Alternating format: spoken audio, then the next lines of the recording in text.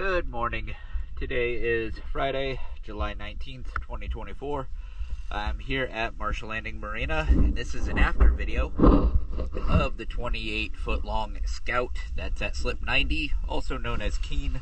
Before I go under the boat, I am going to show you, you got these 4 zincs right here for your outboard, and that's about all the zincs that I saw. So let's go ahead and check it out. We're going to get a more in-depth look at the waterline now that it's clean, and where I cleaned those 2 worms off.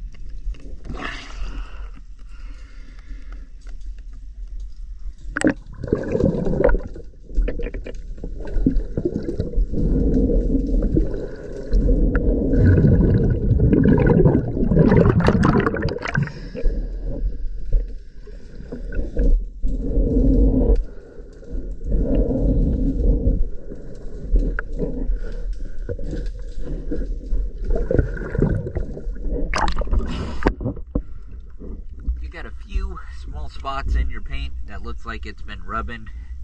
Maybe just had like a low clearance area. But other than that, paint looks great. Thank you for choosing DS Dive.